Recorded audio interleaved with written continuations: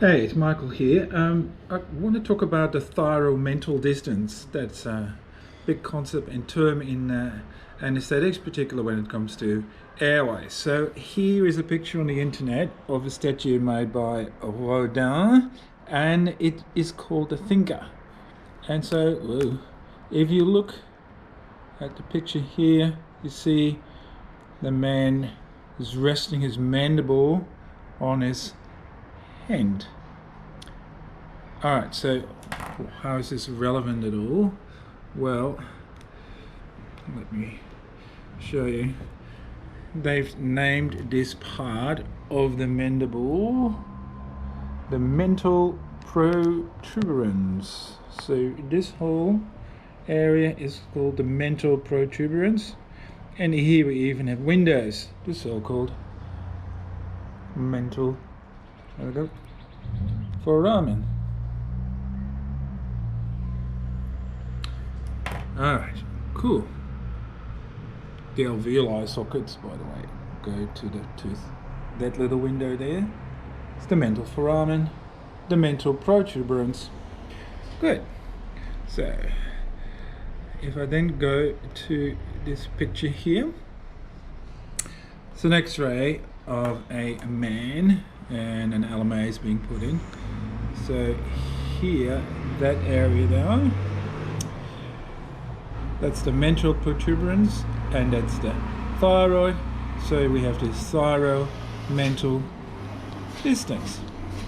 So if I look at this model here, just hold it on its side, the thyromental distance is from here to there.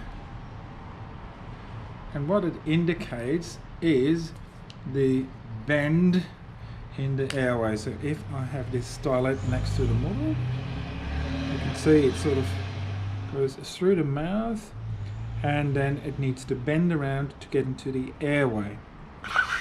So put places on the table, that's the mental and that's the thyro. So the thyromental distance will indicate how much of a bend I need to make. And of course, the longer that distance would be, long distance, a relatively mild curve or bend, and the shorter that distance, the more extreme that bend. Alright, let's have a look on real anatomy, and I'll go to the mirror and see how we go. Alright, so have a look on my anatomy and where things are. So this is my Adam's apple. Yeah, so that's the thyroid part.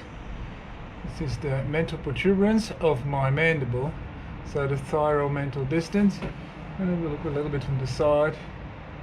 There's the thyromental distance. That's my hyoid. That's the bone where my tongue attaches. If you look from the front, there's the other side. I'll press it over, you see it goes over a little bit.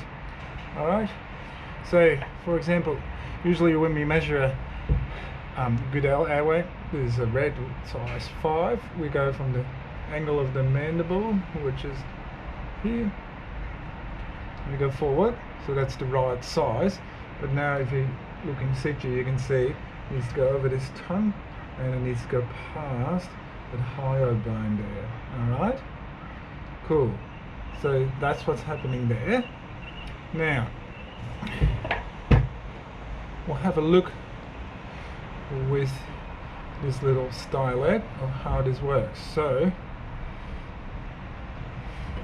just like so, you see here at the front, it goes past the tongue, and you can see here that corresponds with that, and the thyromental distance will determine the bend. So if you look sideways, that's the bend we need to make with me. Alright, so this is a tube. Now you've seen this been put in place like so. Right, so this tube needs to come around and into my airway. Now, particular the vocal cords need to be in between these two black lines.